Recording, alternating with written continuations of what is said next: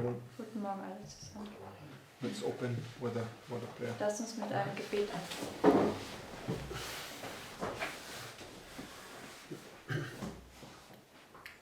Dear Heavenly Father, Lieber himmlischer Vater, Lord, we thank you for this new week, Herr, wir danken dir für diese neue Woche.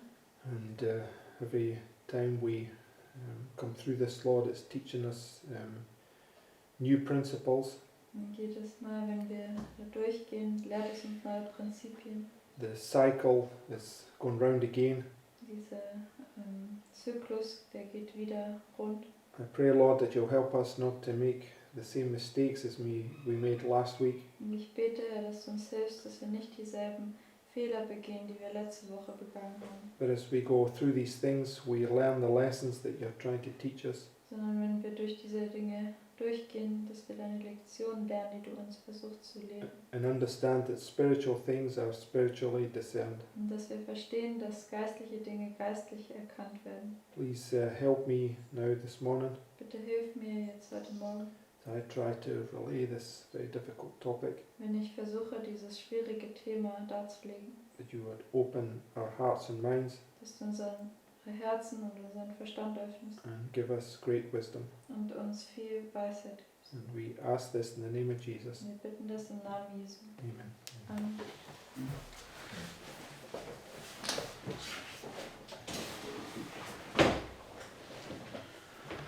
Okay, so this morning I just wanted to go through this point that I did yesterday, this presentation.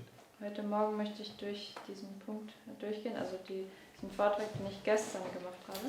Okay, I also had some thoughts afterwards, and some people had some questions. Und danach hatte ich auch ein paar Gedanken und manche Leute hatten Fragen. Okay, so and the more I think about this, the sort of deeper I realise that it is to understand. But Und je mehr ich darüber nachdenke, desto mehr realisiere ich, wie tief das ist, um es zu verstehen. okay, anyway, let's begin by going to Genesis chapter 2. Fangen wir an, indem wir zu 1. Mose 2 gehen and verse 7. und Vers 7.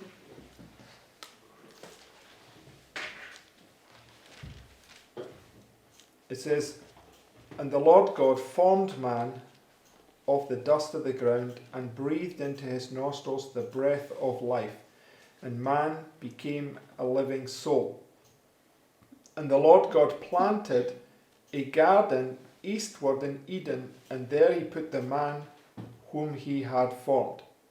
Right? So we went through this topic in the beginning some time ago, right? Wir sind durch dieses Thema am Anfang vor einiger Zeit durchgegangen. That when the Lord brought forth Adam, what was its purpose? Dass der Herr Adam hervorgebracht hat, was war der Zweck?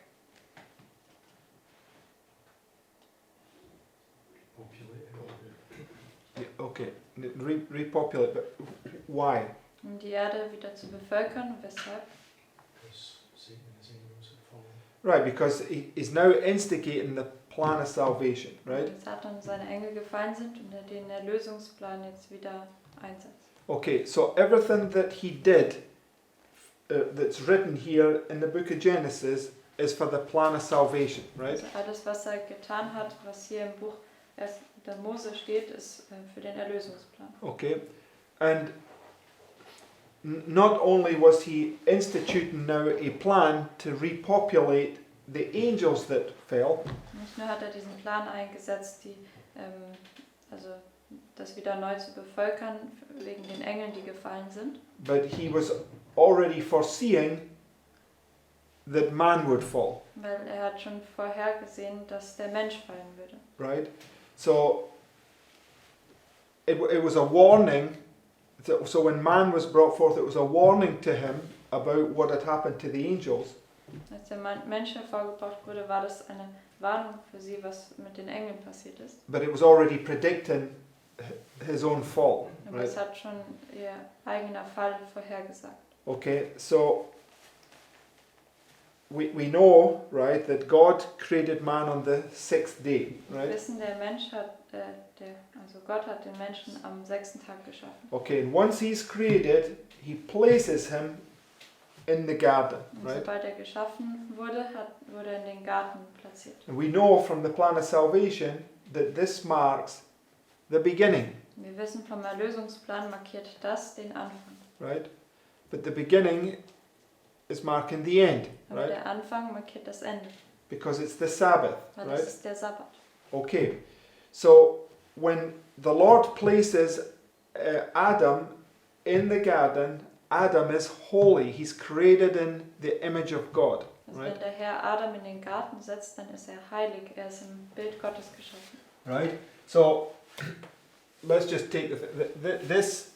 Here is the beginning, right? Das hier ist der Anfang. We know here we have the land, and this is the rest, Wir right? wissen, hier ist das Land und da ist die Ruhe. So typifying the Sabbath, Das right? stattet den Sabbat voraus. But we also know that we have people raised up here first. This is also a type of the Sabbath, right? Wir wissen, dass hier auch die erste Gruppe aufgerichtet ist und das ist auch ein Typus für den Sabbat. Okay, and we've got to understand the relation of these things and what they mean, Und right? wir müssen den Bezug von diesen Dingen sehen und was sie bedeuten. In verse 9, Vers 9. it says, "And out of the ground made the Lord God to grow every tree that is pleasant to the sight." So who's growing the things now? Und wer lässt jetzt die Sachen wachsen? Okay, God is growing those things, right? Gott lässt sie wachsen. Because it's on the Sabbath, right? Weil es ist am Sabbat. Right? Richtig? Okay, so on the Sabbath, right, for instance, this Sabbath here is illustrating the 1,000 years, Zum right? Beispiel dieser Sabbat stellt die 1000 Jahre dar. Right? Richtig? And in the 1,000 years, are you going to be sowing and reaping? Und in den 1000 Jahren wirst du säen und ernten? No, Nein. right? Because it's all done, right? It's like you're taken back into the garden and everything grows of itself, right? Es ist schon alles getan. Du wirst jetzt wieder zurück in den Garten gesetzt und alles wächst von selbst. Right? Richtig? Because it says, "And out of the ground made the Lord God to grow every tree that is pleasant to the sight and good for food, the tree of life also in the midst of the garden, and the tree of knowledge of good and evil." Right? So the Lord watered the garden. He was the one that caused everything to grow, right? Der Herr hat den Garten bewässert und er war derjenige, der alles wachsen hat lassen. Okay. In verse 15. Vers 15. It says, "And the Lord God took the man and put him into the Garden of Eden to dress it and to keep it." So did he give him a work to do? Hat ihm ein Werk gegeben zu tun? Yes, right? Ja. But he's doing this work as a holy being, right? Aber dieses Werk macht er als ein heiliges Wesen. He's not in bondage, Er ist nicht in Knechtschaft. right? Richtig. Okay, so I posted a quote there in the live stream. We just go to that quote. Ich habe ein Zitat in den Livestream gepostet. Gehen wir dahin. It says, "To the dwellers in Eden was committed the care of the garden, to dress it and to keep it. Their occupation was not wearisome." Right? They were not weary, Sie waren nicht müde. right? But pleasant and invigorating. What does this say about Adam? Was sagt das über Adam? I think spiritual things are spiritually discerned. Denkt daran, geistliche Dinge werden geistlich erkannt. Did it in God's- Yes, it's the new heart, right? Also er hat es in Gottes Stärke gemacht, das ist nämlich das neue Herz. Okay. Well, let me find this. I know it's in the Psalms, right?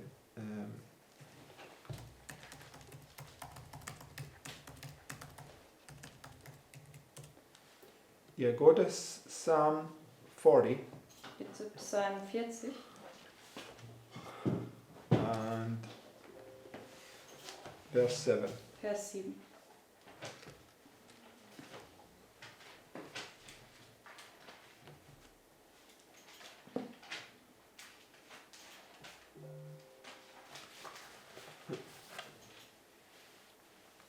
It says, I delight to do thy will, O my God, yea, thy law is within my heart. What does he say he does? Was sagt er, tut er? He delights to do his will, right? Tut seinen Willen gerne. Okay, it means he loves to keep God's law, Also right? liebt, Gottes Gesetz zu halten. Okay, what about us? Was ist mit uns? Right, it is burdensome and wearisome, right? Für uns ist das erdrückend und es ist eine Last. Schwer. Okay, because the heart is, it says the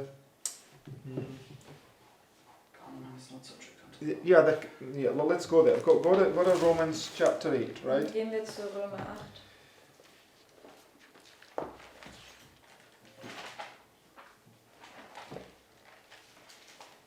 Verse 6. In Vers 6. It says, for to be carnally minded is death, but to be spiritually minded is life and peace. This is the whole subject of the gospel, right? Das ist das ganze Thema des Evangeliums. To take our minds from the earthly to the heavenly, right? Unseren Verstand vom Irdischen zum Himmlischen zu nehmen. Because the carnal mind is enmity against God, for it is not subject to the law of God, neither indeed can be. So then they that are in the flesh cannot please God, right? How do you please God? Wie kannst du Gott gefallen? By faith, Durch right? Glauben. Okay, but if you go to Genesis Und wenn ihr zuerst in Mose geht, chapter 3 Kapitel 3, and verse 15, Vers 15, because it says that the carnal mind is enmity against God, right? das sagt, der fleischliche Verstand ist Feindschaft gegen Gott. But in verse 15 it says, I will put enmity between thee and the woman, and between thy seed and her seed. It shall bruise thy head, and thou shalt bruise his heel. So what's he promising to do here? Was verheißt er hier zu tun? To change the order of things, right? Um die Sache der Dinge zu verändern. Okay, the carnal mind is enmity against God, but the spiritual mind is the opposite. It loves God, right? Also der fleischliche Verstand ist Feindschaft gegen Gott, aber der geistliche Verstand ist das Gegenteil. Er liebt Gott. Okay, it says in Luke 18, I think it's Luke 18, it says his citizens hated him.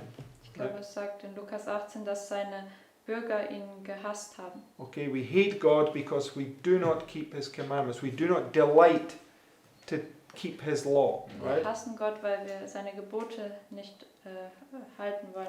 Also wir tun Gottes Gesetz nicht gern. Because we are at enmity against him, right? Weil wir in Feindschaft gegen ihn sind. We are in bondage, Wir right? sind in Knechtschaft.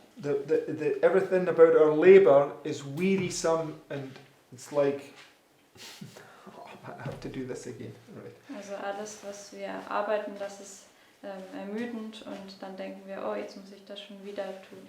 But the Pharisee sets himself to do it in order to please God, right? Der Pharisäer, der richtet sich danach, das zu tun, um Gott zu gefallen. Okay, so go to this, back to this quote. Geht zurück zu dem Zitat. To the dwellers in Eden was committed the care of the garden, to dress it and to keep it. Their occupation was not wearisome, but pleasant and invigorating. God appointed labour as a blessing to man to occupy his mind, to strengthen his body, and to develop his faculties. In mental and physical activity, Adam found one of the highest pleasures of his holy existence.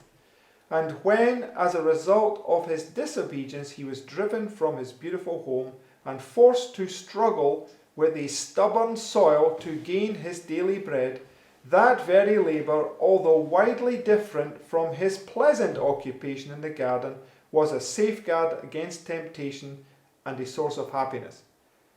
Two different works, right? Zwei verschiedene Werke. One before the curse and one after the curse, Das right? eine vor dem Fluch, das andere nach dem Fluch. Yes? Ja? So the one after the curse, right? You're in bondage and it's wearisome, right? Also die Arbeit nach dem Fluch, da bist du in Knechtschaft und das ist ermüdend. But when the Lord creates you in the image of God and puts you in the land, it's a joy, right? Aber wenn der Herr dich in das Bild Gottes schafft und dich in das Land setzt, dann ist es eine Freude. Right? See the contrast? Können wir den Kontrast sehen? It says, those who regard work as a curse, attended though it be with weariness and pain, are cherishing an error. The rich often look down with contempt upon the working classes, but this is wholly at variance with God's purpose in creating man. What are the possessions of even the most wealthy in comparison with the heritage given to the lordly Adam? Yet Adam was not to be idle. Our Creator, who understands what is for man's happiness, appointed Adam his work. The true joy of life is found only by the working men and women. The angels are diligent workers. They are ministers of God to the children of men. The Creator has prepared no place for the stagnating practice of indolence. Right? So even when you enter into his rest, what are you to do? Selbst wenn du in seine Ruhe eintrittst, was sollst du tun? You're to labor. Du sollst arbeiten. Right? But it's not... See, you're entering into his rest because you're resting from your labors. Und du trittst jetzt in seine Ruhe ein, weil du dich von deinen Arbeiten ausruhst. Now you're laboring with joy, right? Jetzt arbeitest du mit Freude. Right? It's a complete contrast, Das ist right? ein kompletter Kontrast. So the Lord is not contradicting himself, Und der right? Herr widerspricht sich also nicht. Okay. So, go to Genesis 1 and verse 1. Geht zu 1. Mose 1, Vers 1.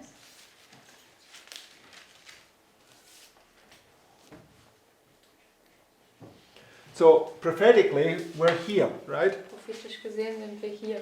Because it says, in the beginning God created heaven and earth, and the earth was without form and void, and darkness was upon the face of the deep, and the Spirit of God moved upon the face of the waters, and God said, let there be light, and there was light. Okay, so think about all the things that we've been doing lately. What is that light that comes here? Also denk darüber nach, über die Dinge, die wir vor kurzem angeschaut haben. Was ist das Licht, was hier kommt? Is the midnight cry, it's the exceeding bright light, right? Der Mitternachtsruf, das überaus helle Licht. Okay, it's the light that shines out of darkness, Das ist right? das Licht, was aus der Finsternis scheint. Okay. Because when you go to John 1:1, right? Wenn ihr zu Johannes 1, Vers 1 geht, He shows this comparison, da right? zeigt er diesen Vergleich. In the beginning was the Word. Was the what? Was war? The Word, right? Das Wort. This is the Word, Das ist das Wort. right? Richtig? So therefore, what is this? Deswegen, was ist das? Yeah, and the exceeding bright light is Das überaus helle Licht und das überaus helle Licht ist the flying roll, die right? fliegende Buchrolle. Because it's sealed up to those that are lost, Weil right? das ist für diejenigen versiegelt, die verloren sind. But those that enter into the garden, it's an open book, Aber für right? diejenigen, die in den Garten eintreten, ist es ein offenes Buch. Yes, because the angel of Revelation 10, which is the exceeding bright light, the book in his hand was open, Weil der right? Engel von Offenbarung 10, was das überaus helle Licht ist, da war das Buch geöffnet. But the gospel is hid to them that are lost, Aber das right? Evangelium ist denen verborgen, die verloren sind. Okay, so it says, in the beginning was the Word, and the Word was with God, and the Word was God. The same was in the beginning with God. All things were made by him, and without him was not anything made that was made. Okay, so it's marking this creation, right? Das markiert jetzt die Schöpfung. In him was life, and the life was the light of men. And the light shineth in darkness, and the darkness comprehended it not. Right? So, Christ was the second Adam. He's now placed in the garden. Right? Jesus war der zweite Adam, er wurde in den Garten platziert. He's holy. Er ist heilig. Right? Yes, he's a holy being. He's filled with the Spirit right there, Er ist right? ein heiliges Wesen, er wird dort mit dem Geist gefüllt, Because he's received the latter rain, weil er right? den Spätregen erhalten hat. Right? Okay. And it marks this point, we know right here, where he comes out of Egypt, Und right? wir wissen, es markiert hier diesen Punkt, wenn er aus Ägypten kommt. Yes? Ja? Okay, so it's marking this beginning when you come into the land. Das markiert Right. also den Anfang, wenn du in das Land kommst. God ceased from his works, Gott right? hat von seinen Werken aufgehört. Yes? Ja? Okay, keep that thought in mind. So you're now brought into the land, it's the Sabbath, and you're to cease from your work, right? Also haltet das im Gedächtnis, du wirst in das Land gebracht, das ist der Sabbat und du sollst von deiner Arbeit aufhören. Okay, but go to Isaiah 42 Geht aber jetzt zu Jesaja 42 and verse 5. und Vers 5.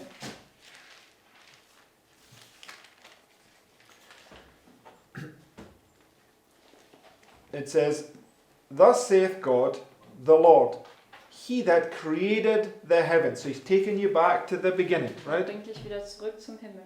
Zum And Anfang. stretched them out. He that spread forth the earth, and that which cometh out of it. He that giveth breath into the people upon it, and spirit to them that walk therein.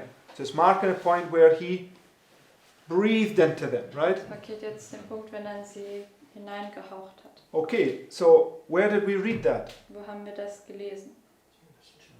Genesis chapter 2. 1. Mose 2. He breathed into Adam, and Adam became a living soul. Er hat in Adam hineingeatmet oder gehaucht und Adam wurde eine lebendige Seele. Okay, it represents him coming out of his grave, Er right? stellt dar, wie er jetzt aus seinem Grab kommt. And where did he place him? Und wo hat er ihn platziert? In the garden, In right? den Garten. So as soon as you become a living soul, you're placed in the garden, right? Sobald du also eine lebendige Seele wirst, wirst du in den Garten gesetzt. Okay, verse 6. Vers 6. I, the Lord, have called thee in righteousness, and will hold thine hand, and will keep thee, and give thee for a covenant of the people, for a light of the Gentiles. So what are you now? Was bist du jetzt? You're this exceeding bright light, Du bist right? dieses überaus helle Licht. You're to go forth here and give the midnight cry, Du sollst right? hier vorwärts gehen und den Mitternachtsruf geben. Because the midnight cry is the cry that comes out of darkness, right? Weil der Mitternachtsruf ist der Ruf, der aus der Finsternis kommt. It says to open the blind eyes, to bring out the prisoners from the prison, and them that sit in darkness out of the prison house. So what's your work that you're to do right here? Was ist hier das Werk, was du tun sollst? You set the captives free, Dass right? du die Gefangenen freisetzt. Right, so you're brought in, you're resting, right? But yet you're to labor, right? Du ruhst also, aber du sollst auch arbeiten. You're to set the captives free, Du right? sollst die Gefangenen freisetzen. Okay, so this is illustrating God's people when they came out of Egypt, Und da right? steht Gottes Volk da, als sie aus Ägypten herauskamen. Right? They were baptized, and this represents the rest, Und right? sie wurden getauft und das stellt dann die Ruhe dar. Okay. But we know that it's like a double allegory, right? Because they didn't enter into the land, right? Wir wissen, dass es wie eine doppelte Allegorie ist, weil sie sind nicht in das Land eingetreten. Right? They entered into the wilderness for 40 years, Sie right? sind 40 Jahre in die Wüste eingetreten. It's just like Christ, when he came out of the belly, he went into the wilderness, right? Das ist genauso wie Christus, als er aus dem Bauch kam, ging er in die Wüste. Okay, so it doesn't matter, but the point is, it still teaches you the same point. When you're born again, you come into the land, right? Das tut nichts zur Sache. Es lehrt dich immer noch, wenn du von neuem geboren bist, dann kommst du in das Land. So the Lord brought them to Mount Sinai, right? Der Herr hat sie zu Berg Sinai gebracht. In Exodus, go to Exodus 20 in verse 8. Geht zu 2. Mose 20 und Vers 8.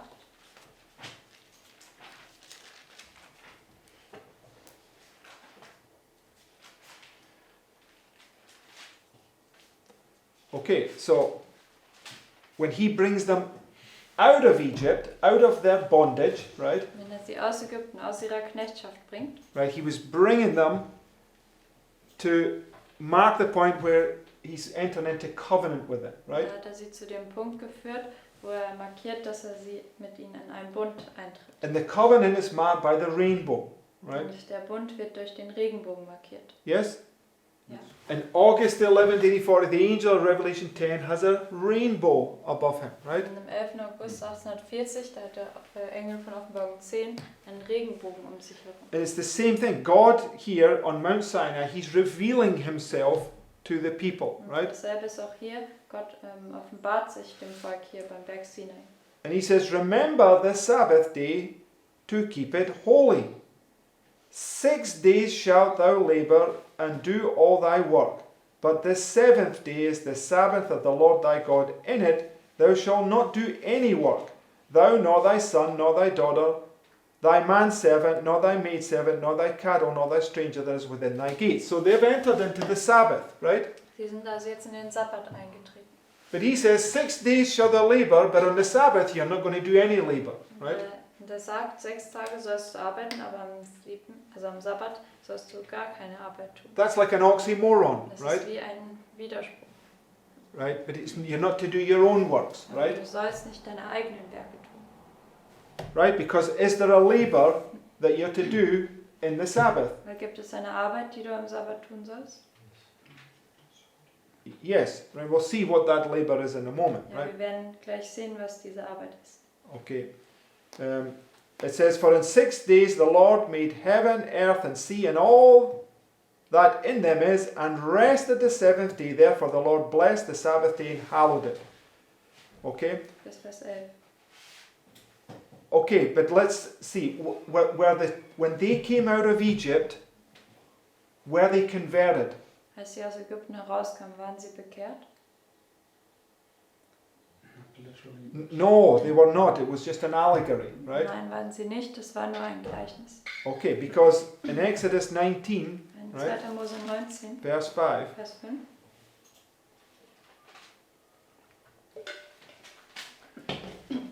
it says, now therefore, if you will obey my voice indeed and keep my covenant, then ye shall be a peculiar treasure unto me above all people, for all the earth is mine. And ye shall be unto me a kingdom of priests and a holy nation. These are the words which thou shalt speak unto the children of Israel. And Moses came and called for the elders of the people and laid before their faces all these words which the Lord commanded them. And all the people answered together and said, all the Lord hath spoken, we will do. And Moses returned the words of the people unto the Lord. Okay. So what was wrong with that? Was war falsch damit? Yes, they hadn't understood the lesson, right? Sie haben nicht die Lektion verstanden. So although, prophetically speaking, they had entered into the Sabbath, they were still trying to labor in their own strength, right? Also obwohl sie diese Ruhe, also in den Sabbat gebracht wurden, haben sie immer noch versucht, prophetisch gesehen in den Sabbat gebracht wurden, wollten sie immer noch in eigener Kraft arbeiten. Right, because if you go to Leviticus 25, Wenn wir zu 3. Mose 25 gehen, verse 2, Vers 2, therefore, how does the Lord save us, right? deswegen wie rettet der Herr uns? Through parables, right? Gleichnisse. What is a parable? Was ist ein Gleichnis? Explain a parable. Erklärt ein Gleichnis. Right, so he takes you to the natural to point you to something spiritual, right? Nimmt dich vom Natürlichen, um dich zum Geistlichen zu bringen. Okay, so Leviticus 25, verse 2. 3. Mose 25, Vers 2.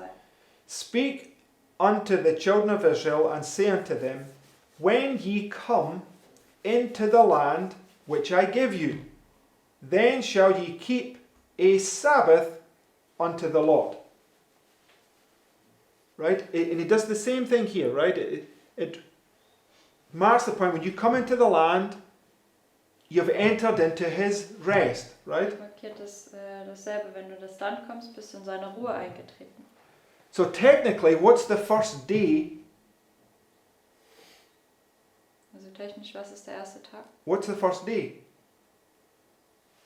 Was ist der erste Tag? Yes, that's what I'm Im saying. Land. The Sabbath, right? Der Sabbat. Okay?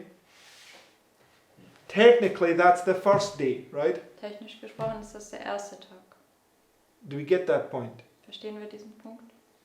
If you've entered into the land, it's the rest, Wenn du in right? das Land eingegangen bist, ist es ja die Ruhe.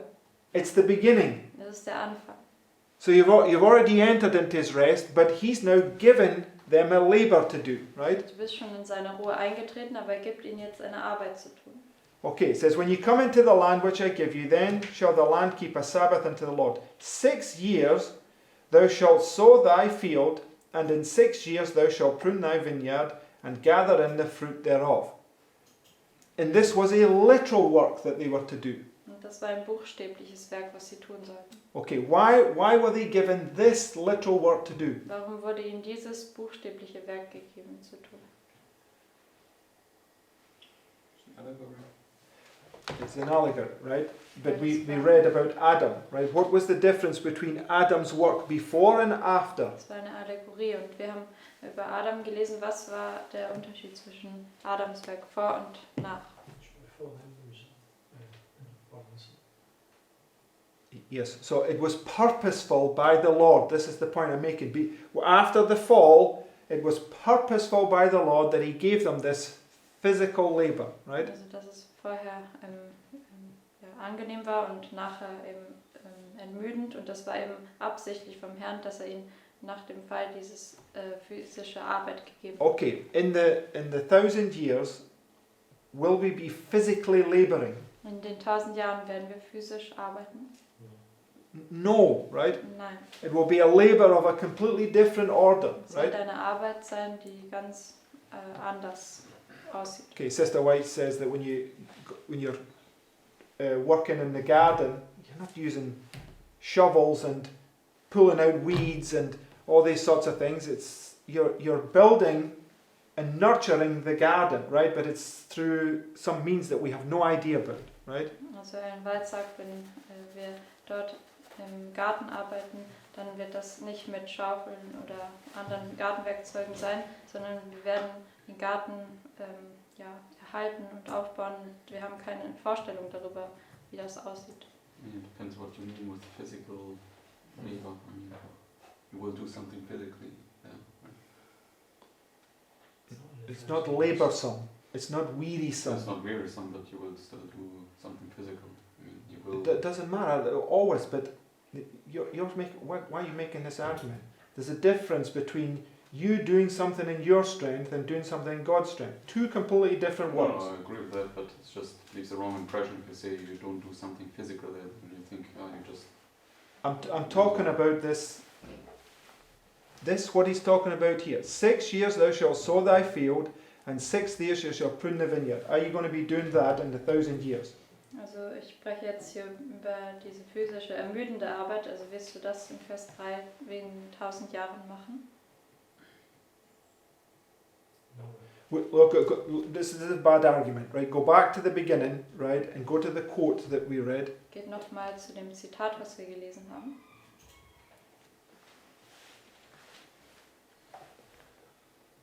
Okay, let's just read this quote again. Wir lesen nochmal das Zitat. It says, to the dwellers in Eden was committed the care of the garden, to dress it and to keep it. Their occupation was not wearisome, but pleasant and invigorating. Right, that's completely different order of things from the labor that we have to do, right? Es war nicht mühsam, sondern angenehm und belebend. Das ist also ganz anders von der Arbeit, die wir tun. It says, God appointed labor as a blessing to man, to occupy his mind, to strengthen his body, and to develop his faculties in mental and physical activity. Adam found one of the highest pleasures of his holy existence. And when, as a result of his disobedience, he was driven from his beautiful home and forced to struggle with a stubborn soil to gain his daily bread, that very labour, although widely different from his pleasant occupation in the garden, was a safeguard against temptation and a source of happiness. Right? So, nobody's denying there's a labour that you do, but it's widely different. Right? Also niemand bestreitet, dass man dort eine Arbeit hat, die man tun soll, aber es ist stark verschieden.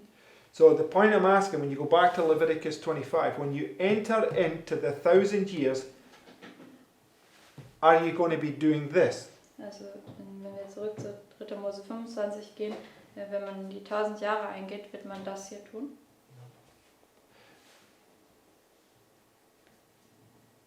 Yes, you will be, but not like this, not as we know it, right? Ja, wir werden es tun, aber nicht so, wie wir das kennen. You- How so?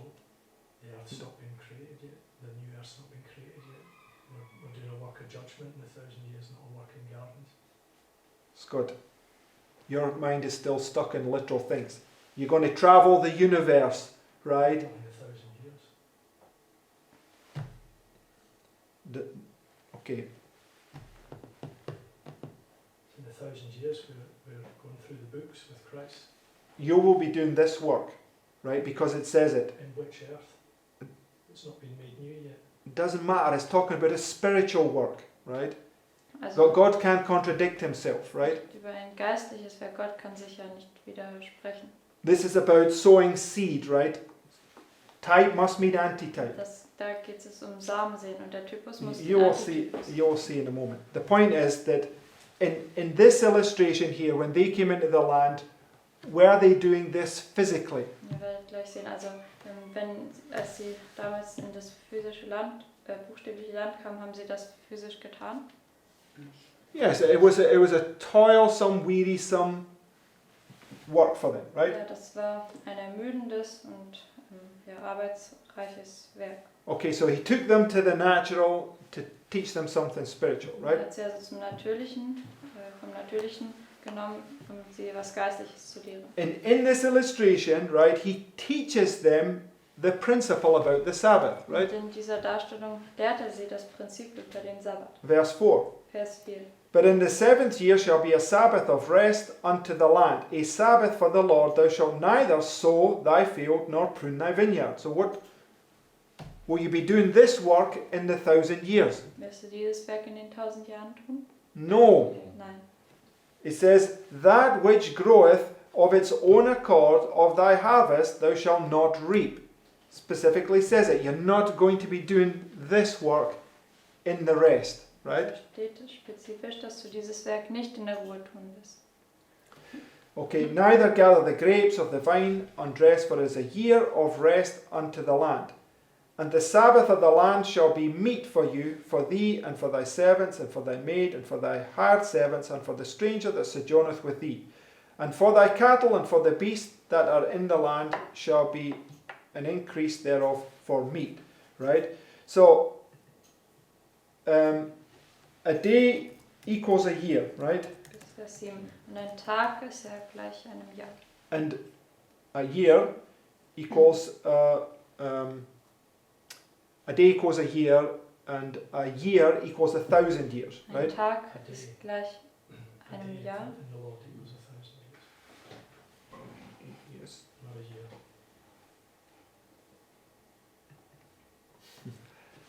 Okay, go to this point. I don't know why you're making this. A day equals a year. Ein Tag ist gleich einem Jahr. So therefore, a year equals 1,000 years. Deswegen ein Jahr ist auch gleich 1000 Jahre. But a day can represent a year. Go to 2 Peter chapter 3 and verse 8. Geht zu 2. Petrus 3 und Vers 8.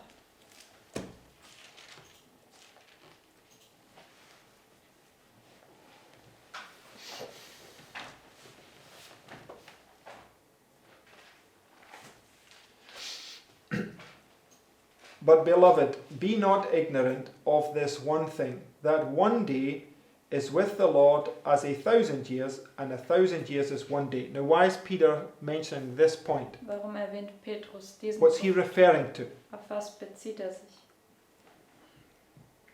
7,000 years. 7,000 years, based upon the weekly Sabbath, right? 7000 Jahre basierend auf dem wöchentlichen Sabbat. So when you go to the weekly Sabbath, right, that's where he begins. He takes these 7 days, right? Wenn man zum wöchentlichen Sabbat geht, dann fängt es dort an. Das sind diese 7 Tage. And when you go to Leviticus 25, now he shows the same weekly Sabbath represented in years. Und wenn Right. man zu 3. Mose 25 geht, dann zeigt er denselben wöchentlichen Sabbat, aber dargestellt durch Jahre.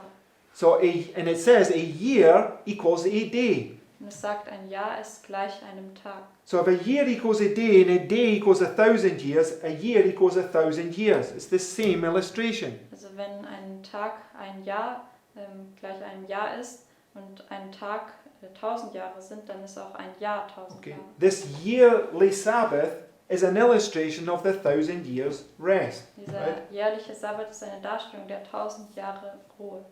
Right? It's exactly the same. Das ist genau dasselbe. Silly argument to say that it's not the same, right? Das wäre ein törichtes Argument zu sagen, dass es nicht dasselbe wird. Okay, and because when you go to Leviticus 25, and we made this point yesterday, verse 8, Weil wenn ihr zu 3. Mose 25, Vers 8 geht, den Punkt haben wir gestern gemacht.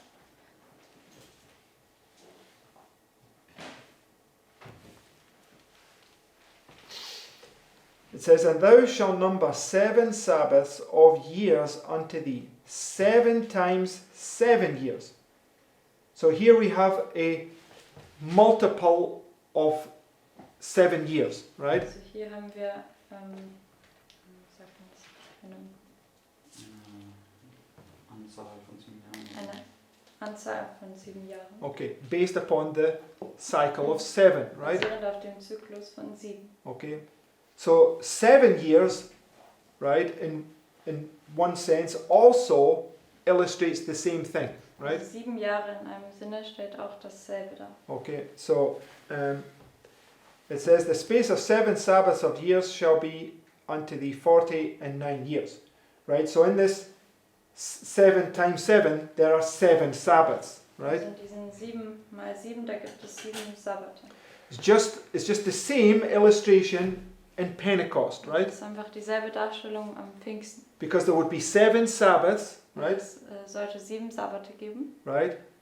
There should be 7 weeks, should I say, 49 days, right? Also 7 Wochen, also 49 Tage. Right? And then the 50th day was Pentecost, Und der 50.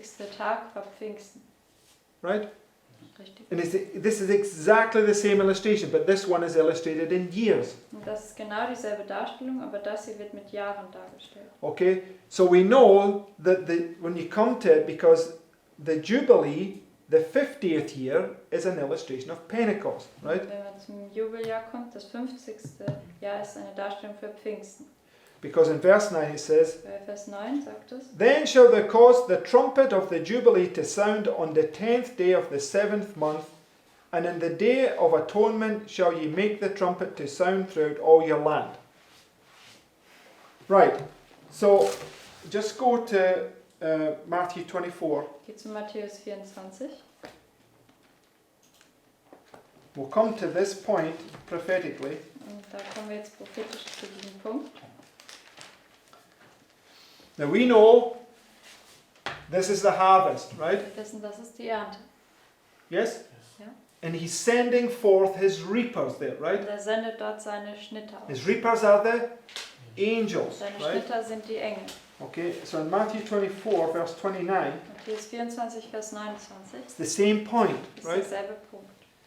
It says, Immediately after the tribulation of those days shall the sun be darkened, and the moon shall not give a light, and the stars shall fall from heaven, and the powers of the heaven shall be shaken. And then shall appear the sign of the Son of Man in heaven, and then shall all the tribes of the earth mourn, and they shall see the Son of Man coming in the clouds of heaven with power and great glory. And he shall send his angels with a great sound of a trumpet, right? Einem großen Posaunenschlag. So the trumpet's blowing, right? Die Posaune, sie wird jetzt And it's geblasen. the beginning of the 7th plague, Und right? das ist der Anfang der 7. Plage. It's the cycle of 7, Das ist dieser right? Zyklus der 7. right?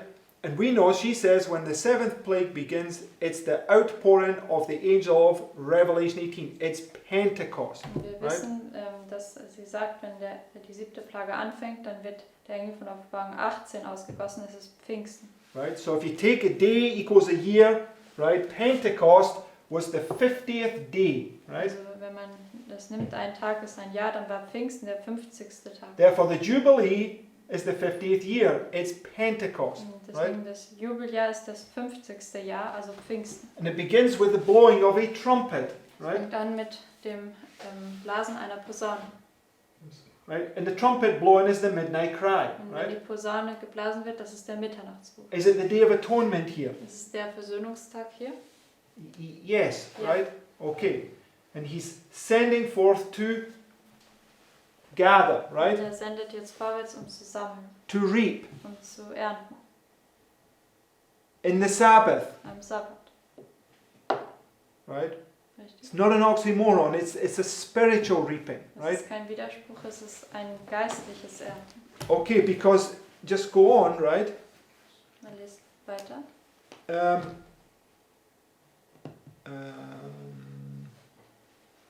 Yes, verse 10. In Leviticus. Leviticus 25, verse Also 10.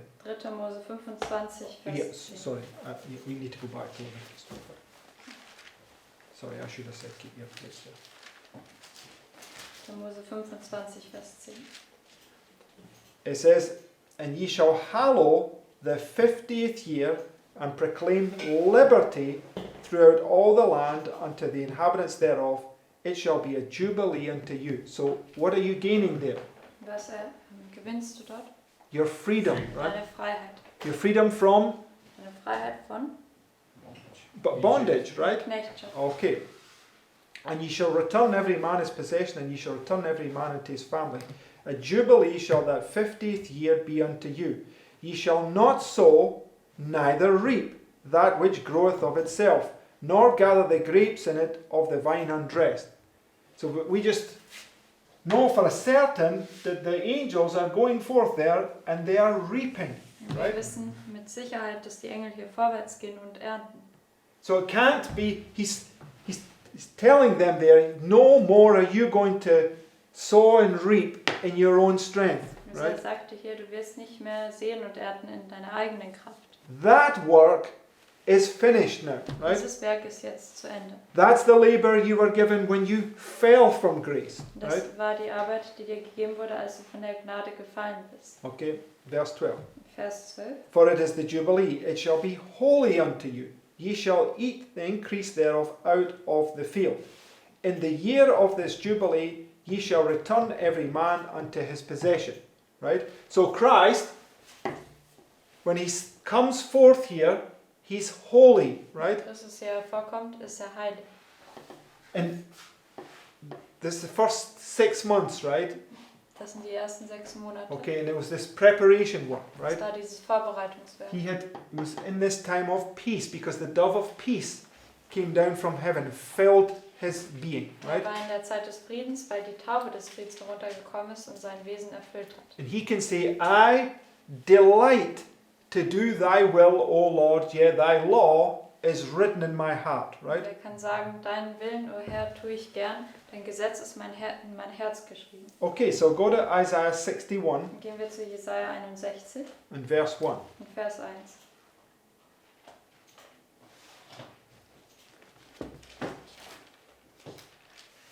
So this is the Sabbath, right? Das ist der Sabbat. It says, the Spirit of the Lord God is upon me, because he hath anointed me to preach good tidings unto the meek. What work has he appointed him? Welches Werk hat er ihm bestimmt? So, To sow, to preach, right? Zu sehen, also zu predigen. Okay.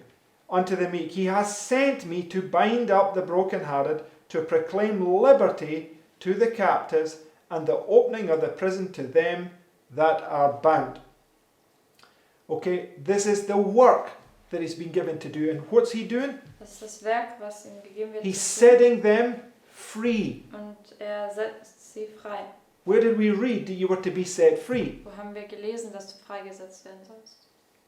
In the Jubilee. Im Jubeljahr. It's Pentecost. Das ist Pfingsten. The angel of Revelation 10 is the angel of Pentecost. Der Engel Right? von Offenbarung 10 ist der Engel vom Pfingsten. It sets you free from your bondage, Es right? setzt dich von deiner Knechtschaft frei. And now you're to go forth and set other people free, Und jetzt right? sollst du vorwärts gehen und andere Leute And freisetzen. how are you doing that? Und wie machst du das? You're taking them from the physical to the spiritual, Du nimmst right? sie vom Physischen zum Geistlichen.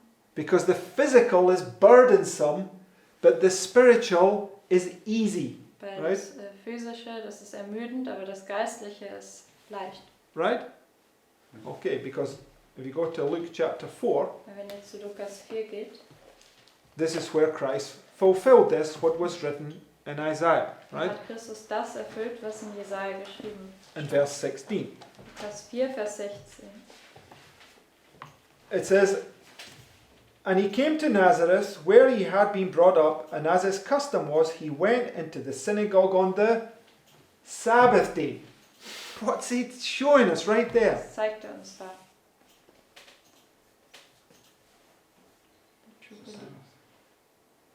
He's rested from his own works and now doing God's works. Yes, but you missed the point I made. It's the first, it's at the beginning, Das right? ist am Anfang. Which day is it? Welcher Tag ist es? It's the Sabbath. Der Sabbat. Now it's making this point, technically the beginning is the Sabbath, right? Ich habe den Punkt gemacht, dass technisch gesehen der Anfang der Sabbat ist. God demonstrates the end by the beginning, Gott right? demonstriert das Ende durch den Anfang. Okay? But unfortunately, when man, because when God created the heaven and earth in the beginning, it was a perfect work, right? Everything was holy, right? Als Gott den Menschen am Anfang geschaffen hat, war es ein perfektes Werk. Sie waren heilig. Okay? It was done because of something that happened prior to that, right? This falling away of his angels, Und das right? wurde getan wegen etwas, was vorher geschehen ist, nämlich das Wegfallen der Engel.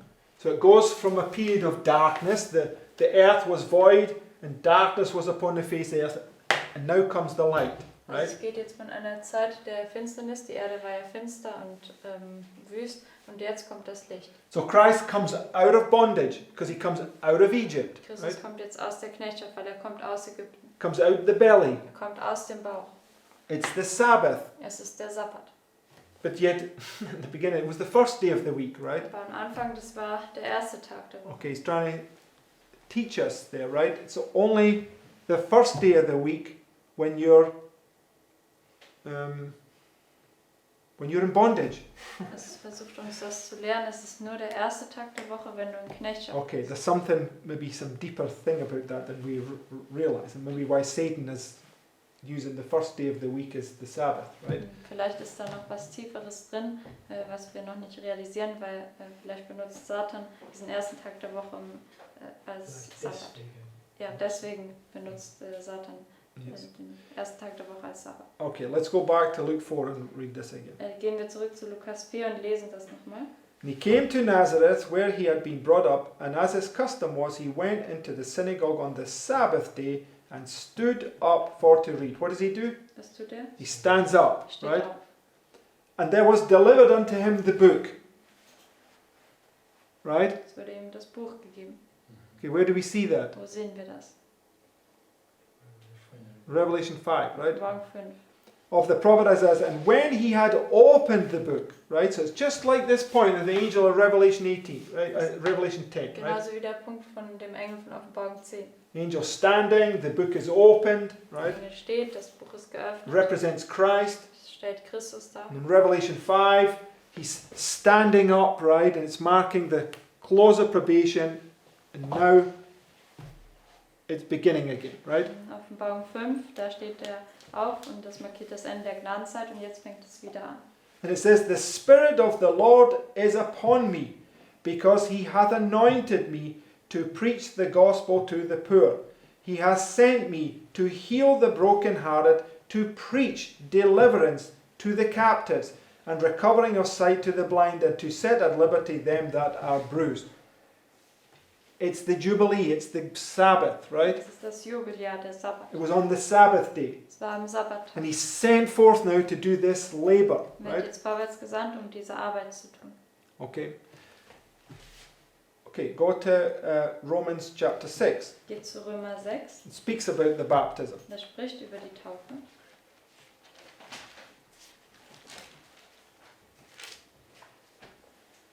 In verse 1. Vers 1.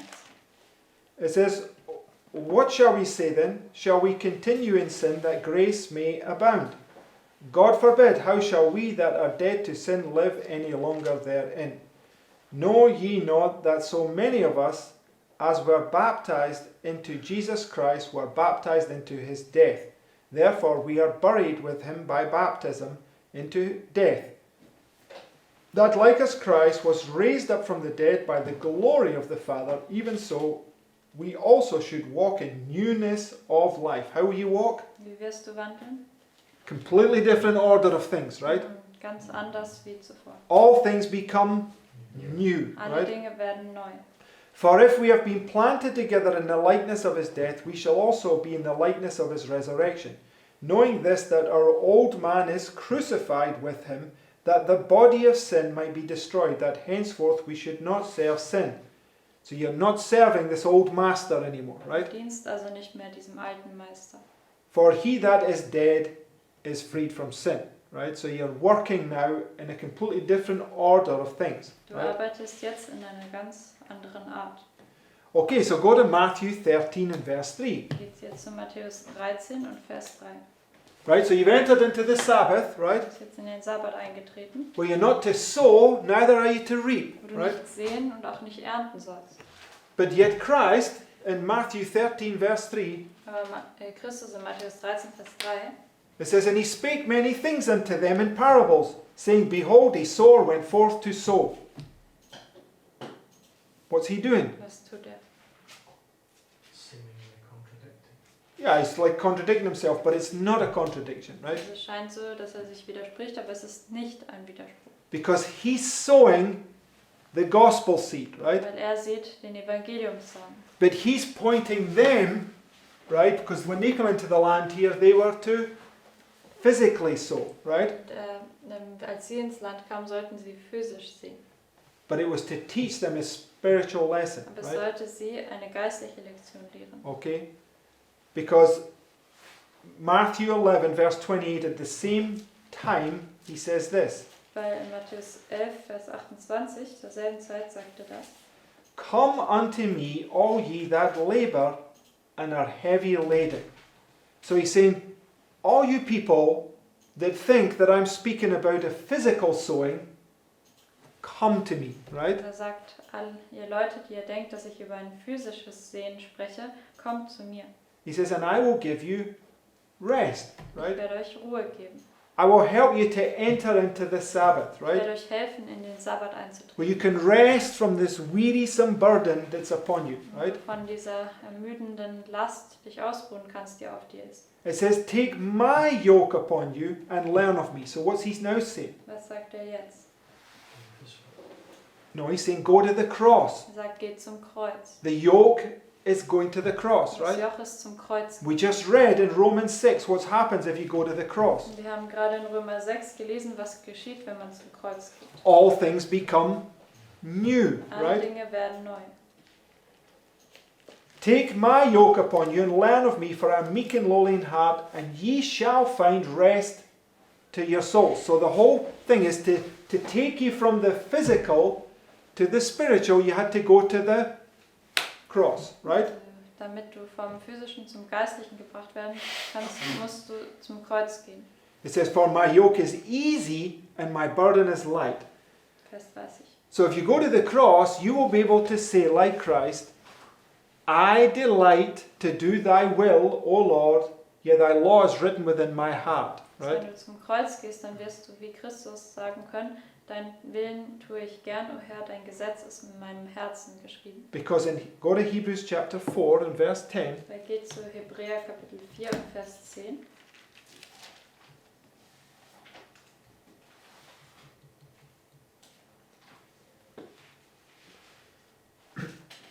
It says, for he that is entered into his rest, he has also ceased from his own works as God did from his. Right? So you've learned the lesson from the physical to the spiritual, Du hast right? also die Lektion jetzt gelernt, vom Physischen zum Geistlichen. But what does it say in verse 11? Na, was sagt es in Vers 11? Let us labor, therefore, to enter into that rest.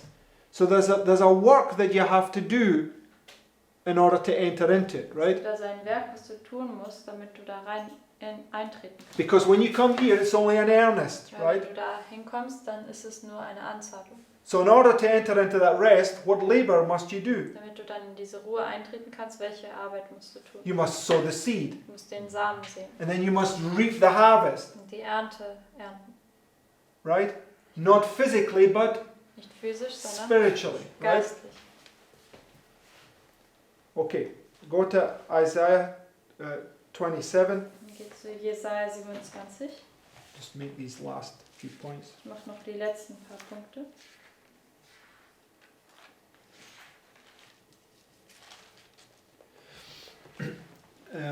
Verse 4. Vers 4. It says, "Fury is not in me. Who would set the briars and thorns against me in battle?" Which battle? Welchen Kampf? Isaiah 27, Jesaja 27, verse 4. Vers 4. Battle of Armageddon. Sorry? The Battle of Armageddon. Yeah, Armageddon, right? Also der Kampf von Armageddon. Okay, that's what it's referring to. Right? Darauf bezieht es sich. It's where the tares come to destroy the wheat, right? Wo das Unkraut kommt, um den Weizen zu zerstören. It says, "I would go through them, I would burn them together, or let him take hold of my strength." So he gives you an alternative, right? Gibt dir eine Alternative. Doesn't want you to be destroyed.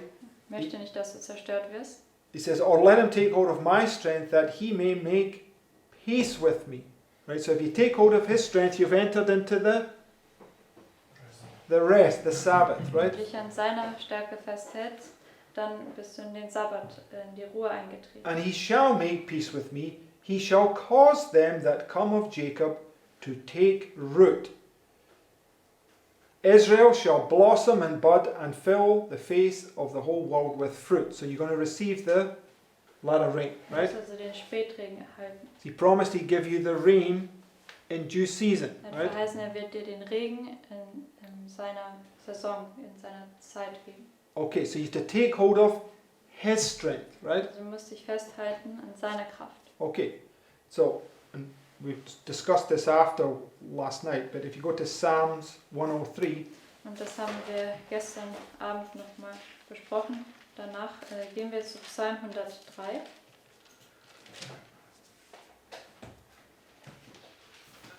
Verse 20. Und Vers 20.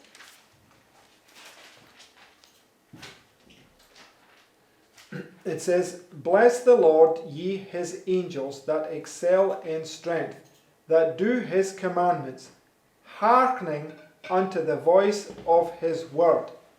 Bless ye the Lord, all ye his hosts, ye ministers of his that do his pleasure." Right? So if you're an angel, what are you? Wenn du ein Engel bist, was bist du? You're his minister, Du right? bist sein Diener. Okay? And you therefore excel in strength.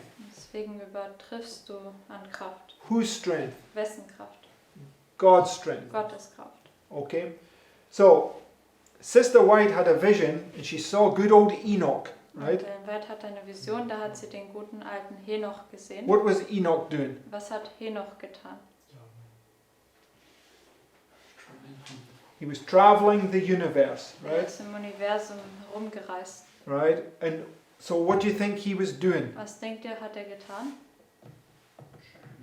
Yes, he was sharing the gospel, Er hat right? das Evangelium geteilt. He was sowing and reaping, Er right? hat gesät und geerntet. And he had this crown of victory on his head, Und er right? hatte diese Krone des Sieges aus seinem Kopf. Okay, what's the symbol of victory? Und was ist das Symbol des Sieges? Yeah, Palmbaum. yes, it's true because you're thinking of this vision, but you're nearly there. Also What were they laying in front of Christ? Palm wreaths, right? The triumphal entry is the point I'm trying to get, right? Also diese Palmblätter, der triumphale Einzug. Das wollte ich The sagen. triumphal entry is when you've got the victory, Der right? triumphale Einzug ist, wenn du den Sieg hast. Yes? Ja. And she parallels the triumphal entry with the midnight cry, Und sie setzt den triumphalen Einzug mit dem Mitternachtsruf right? gleich. When you have the victory, you will give the midnight cry. Wenn du den Sieg hast, wirst du den Mitternachtsruf geben. Okay? So Enoch was a light that was going through the universe, right, giving them the midnight cry, explaining to them the plan of salvation, how the Lord saved him. Right? Also Henoch, war dieses Licht, was durch das Universum gereist ist und hat ihnen das Evangelium, den Erlösungsplan erklärt, wie er gerettet wurde. And that's what the Lord did when he entered into rest. Und das Right? hat der Herr getan, als er in die Ruhe einging. And he is typifying his people. Und er Right? schattet sein Volk voraus. So, in the 1,000 years of rest, you will be sowing and reaping. You will be doing what Enoch's doing, right? In 1000 Jahre der Ruhe, da wirst du sehen und ernten, du wirst das tun, was Henoch tut. Right? It's something spiritual, Das ist right? was Geistliches. Okay, it's not contradicting, Das widerspricht sich nicht. right? Richtig? I'm sure there's still a lot of things in here that we have to get from this, Ich bin right? mir sicher, da gibt es noch viele Dinge, die wir davon erhalten müssen. Okay, but we will close on that point. Aber mit diesem Punkt werden wir abschließen. Okay, so much to think about. Viel, worüber wir nachdenken müssen. Okay, let's close with Lass our uns prayer. mit unserem Gebet abschließen.